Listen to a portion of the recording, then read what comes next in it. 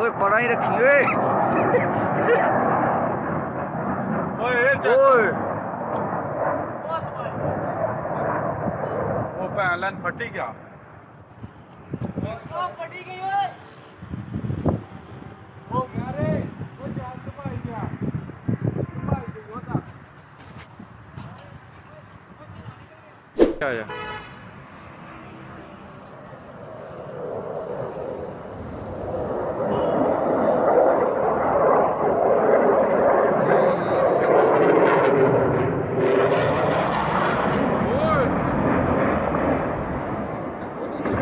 ओह